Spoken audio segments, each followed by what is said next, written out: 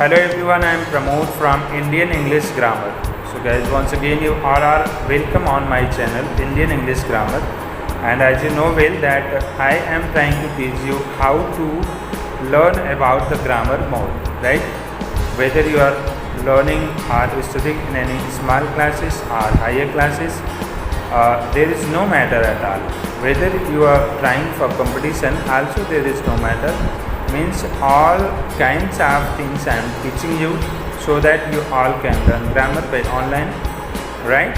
So in today's video guys, what I am going to discuss, आज grammar की series में विशेष रूप से वॉइस की सीरीज़ में मैं आपको लेकर आया हूँ विशेष सेंटेंस, जिसमें आज मैं आपको बताने वाला हूँ कि अगर कोई ऐसा सेंटेंस आता है जो सबसे पहले लेट लिखा होता है और उसके बाद में जो है डायरेक्ट ऑब्जेक्ट इनडायरेक्ट ऑब्जेक्ट होते हैं, तो आखिर हम उनका जो है एक्टिव से पैसिव वॉइस कैसे बनाएंगे, राइट? तो ख़ास करके आज के वीडियो में हम आपको यही चीज़ें बताने वाले हैं।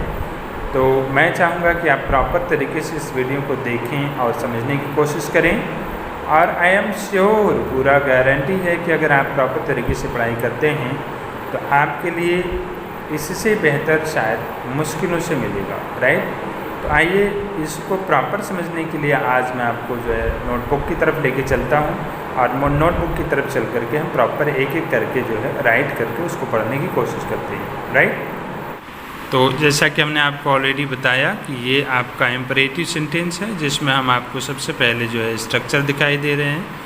यहाँ पे आप देखेंगे स्ट्रक्चर जो है विशेष रूप से दिया गया है।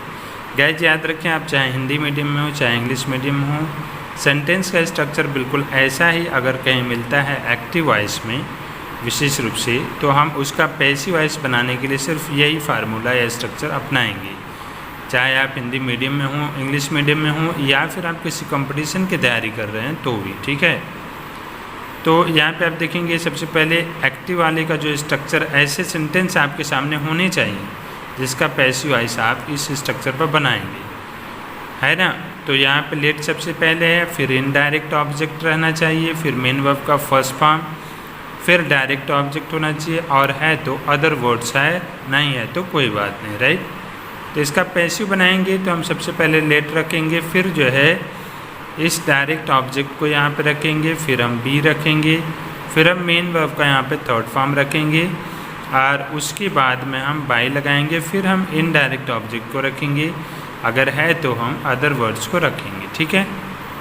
तो आइए अब हम आगे आपको लेके चलते हैं एग्जाम्पल्स की तरफ, और एग्जाम्पल्स को देख लेते हैं। यहाँ पे कई एग्जाम्पल्स हैं, और लास्ट में मैं आपको दो विशेष और भी स्ट्रक्चर बताऊंगा जो आपका लेट से ही संबंधित होता है, वो बहुत ही खास है, राइट? तो उसको भी देखेंगे ज़रूर।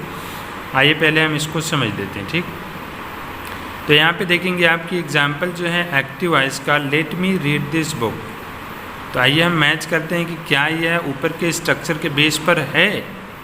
तो जाहिर सी बात है, हम देख रहे हैं कि यहाँ पे लेट सबसे पहले है, मैच कर रहा है, उसके बाद में इनडायरेक्ट ऑब्जेक्ट मी है, यहाँ पे ये है, उसके बाद मेन वर्ब का फर्स्ट फॉर्म यहाँ पे है, फिर हमारा जो है बुक जो है वो आपका डायरेक्ट ऑब्जेक्ट है, और अदर वर्ड्स जो है वो बाय द वे नहीं है, इसलिए इसमें नहीं दिया गया है। यह तो आपका एक पोसेसिव प्रोनाउन लगा हुआ है जो कि आपका इस बुक के पहले लगा हुआ है, ठीक है ना? तो ये आपका हो गया ओवरऑल, यह स्ट्रक्चर पे है। अब आइए देखेंगे क्या यह स्ट्रक्चर जो एक्टिव वॉइस का है उसका पैसिव वॉइस हम इस पर रखे हैं या नहीं, ठीक? यहाँ पे चेक करते हैं। यहाँ पे एक ऊपर सेंटेंस मैंने पैसिव वॉइस बनाया है, ये मैंने अपने तरीके से अपना एक सेंटेंस बनाया हुआ है, और सेम चीज़ें रख करके नीचे मैंने बनाया हुआ है, ठीक है? तो हम देख रहे हैं कि सबसे पहले लेट रखेंगे भाई पैसिव वॉइस में, तो हमने लेट रख लिया, फिर हमने डायरेक्ट ऑब्जेक्ट रख लिया। तो डायरेक्ट ऑब्जेक्ट इसमें क्या है, दिस बुक है, तो हमने यहाँ पे दिस बुक रख लिया, राइट? उसके बाद में क्या आना चाहिए, बी आना चाहिए, हमने यहाँ पे बी लगाया हुआ है। फिर क्या आना चाहिए, वर्ब का थर्ड फॉर्म, तो रीड का थर्ड फॉर्म थर्ड रीड ही होता है।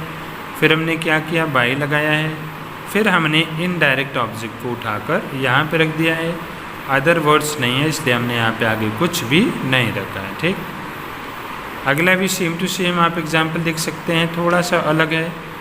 आप यहाँ पे भी देखेंगे let him write a letter, let सबसे पहले स्ट्रक्चर मैच कर रहा है, हिम अच्छा, एक कन्फ्यूज़न शायद आपके माइंड में हो रही होगी कि डायरेक्ट ऑब्जेक्ट और इनडायरेक्ट ऑब्जेक्ट क्या होते हैं। तो आप जान जाइए, जितने भी लिविंग थिंग्स होते हैं, मतलब लिविंग, उस प्रोनाउंस को हम क्या कहते हैं भाई, ओवरऑल उसे हम डायरेक्ट ऑब्जेक्ट कहते हैं, सॉरी इनडायरेक्ट ऑब्जेक्ट कहते हैं, ठीक है। और जितने भी नॉन लिविंग थिंग्स होती हैं उन्हें हम डायरेक्ट ऑब्जेक्ट कहते हैं, ठीक। बात समझ में आई। तो ये हो गया आपका डायरेक्ट और इनडायरेक्ट का डिफरेंस, ठीक। तो यहाँ पे आपका ये है जो आपका विशेष रूप से, और उसके बाद में राइट हो गया। राइट एक वर्ब है आपका, फिर ए लेटर हमारा जो है यह भी एक ऑब्जेक्ट है, ठीक है ना, राइट। तो ये जो है ये आपका डायरेक्ट ऑब्जेक्ट हो गया और ये जो है आपका इनडायरेक्ट ऑब्जेक्ट हो गया, ठीक है भाई, ठीक है। अब इसका हमने देखा कि स्ट्रक्चर के हिसाब से ये मैच कर रहा है। हमने सबसे पहले लेट रख दिया है, फिर हमने जो आपका इनडायरेक्ट ऑब्जेक्ट है उसको हमने यहाँ पे रखा हुआ है। इनडायरेक्ट ऑब्जेक्ट यहाँ पे था तो हमने यहाँ पे रखा है, और डायरेक्ट ऑब्जेक्ट को उठा के हमने यहाँ पे रखा है, और उसके बाद में बी लगाया है, फिर वर्ब का थर्ड फॉर्म, फिर बाई लगाया है, और ये तो ऑलरेडी हमने रख ही दिया है, ठीक। तो ऐसे आप इसको भी देख सकते हैं। तीसरा एग्जाम्पल आप यहाँ पे देखेंगे, सिंपल है बिल्कुल, जो है एक्टिव वॉइस का। Let Anu sing a song, let को हमने पहले रखा, फिर अनु हमारा जो है एक ओवरऑल माना जाए तो यह आपका इनडायरेक्ट ऑब्जेक्ट रखा गया। फिर हमारा सिंग ए सॉन्ग जो है ये क्या है, आपका डायरेक्ट ऑब्जेक्ट हो गया। तो हमने सबसे पहले डायरेक्ट ऑब्जेक्ट रख लिया, फिर बी लगाया, फिर संग हमारा वर्ब का थर्ड फॉर्म है, फिर बाई लगाया, और उसके बाद में ये आपका इनडायरेक्ट ऑब्जेक्ट को यहाँ पे रख दिया, ठीक। तो इसका मतलब हमने देखा कि तीनों एग्जाम्पल जो है वो बिल्कुल इसी स्ट्रक्चर्स पर बनाए गए हैं, ठीक है। अब आइए कुछ खास बातें करते हैं, और कुछ खास दो और भी एग्जाम्पल्स हम आपको देने वाले हैं, बहुत ही इम्पॉर्टेंट। ये आपने बिल्कुल नहीं देखा होगा पूरा, मुझे यकीन है। आइए मैं आपको एक एक करके इसको दिखाता हूँ। तो गाइज़, और इसके पहले मैं आपको बता दूं कि अगर आप स्पोकन क्लास करते हैं और आप स्पीकिंग क्लास फ्री में ऑनलाइन करना चाहें तो हमारे दूसरे चैनल पर भी आकर के आप ऑनलाइन पढ़ाई कर सकते हैं। इसका नाम है इंडियन इंग्लिश स्पीकिंग क्लास तैयारी, जिसका डिस्क्रिप्शन बॉक्स में लिंक भी दिया गया। आप टच करके भी उसके किसी वीडियो पे जा करके आप चैनल को फ्री में सब्सक्राइब करके कंटिन्यू कर सकते हैं, ठीक। तो यहाँ पे देखेंगे हमने सिर्फ स्ट्रक्चर बनाया हुआ है पैसिव वॉइस का, ठीक, क्योंकि एक्टिव वॉइस का स्ट्रक्चर मैं आपको अभी बातों बातों में समझा दूंगा, बड़ा आसान है, ठीक है। तो यहाँ पे आप देखेंगे कि ये आपका एक पैसिव वॉइस का जो है स्ट्रक्चर दिया गया है। इसमें दो प्रकार के स्ट्रक्चर हैं, ठीक है। एक तो सबसे पहले इतनी चीज़ें जो यहाँ से यहाँ तक हैं ये तो सब में रहेगा, लेकिन यहाँ से यहाँ की जो चीज़ें हैं इसको हम दो तरीक़ों से रख सकते हैं, चाहे हम इस तरीक़ों से रखें, चाहे हम इस तरीक़ों से रखें, ठीक है ना। तो कब कैसे रखना है वो चीज़ आइए मैं आपको बता देता हूँ, ठीक है। तो हमको ध्यान देना है कि कुछ ऐसे सेंटेंस होते हैं जो लेट से स्टार्ट होते हैं और लेट के बाद में तुरंत अस का प्रयोग होता है, ठीक है। लेट के बाद में तुरंत अस का प्रयोग होता है, और इन बातों से जो है सजेशन का भाव उत्पन्न होता है, ठीक है, सजेशन लगता है। तो वैसे सेंटेंसों का जो है पैसिव वॉइस बनाने के लिए ये जो है दो तरीके होते हैं, राइट। अगर कहीं कहीं जो है ये जो लेट अस के बाद में टुगेदर लगा होता है अगर, ठीक है ना, मतलब जो वर्क है उसके बाद में या जो आपका वर्ब है उसके बाद में टुगेदर अगर लगा रहता है तब तो हम ये वाला फार्मूला, ये वाला स्ट्रक्चर अपनाएंगे। अगर टुगेदर नहीं लगा हुआ है तब तो हम ये वाला ऑप्शन रखेंगे, ठीक। और इन दोनों को रखने के पहले हम इट इज़ सजेस्टेड दैट का प्रयोग ज़रूर करेंगे, ठीक। तो आइए अब हम देखते हैं कि हमारा ऐसा सेंटेंस है और कैसे बन रहा है। यहाँ आप देखेंगे लेट अस डांस, यहाँ पे अस हम देख रहे हैं, लेट अस डांस। पक्का जान लीजिए कहीं भी दुनिया के सेंटेंस मिले इस तरह से मिले तो इसका पैसिव वॉइस बनाने का सिर्फ यही आपका फार्मूला है, ठीक। तो हमने क्या किया, सबसे पहले इतनी चीज़ें रख ली, इट इज़ सजेस्टेड दैट। अब उसके बाद में हमने क्या किया, वी शुड, इसके हिसाब से रख रहा हूँ बिकॉज इसमें टुगेदर नहीं लगा हुआ है। उसके बाद में मेन वर्ब लगाया हमने डांस, राइट ना, है ना, बिल्कुल दिखाई दे रहा है प्रॉपर तरीके से आपको, कहीं कोई प्रॉब्लम नहीं है ना। मतलब ये जो वर्ब है आपका, इसमें जो वर्ब का फॉर्म होगा ये आपका जो है फर्स्ट फॉर्म में ही रहेगा, यहाँ जो डांस है ये फर्स्ट फॉर्म में रहेगा, ठीक।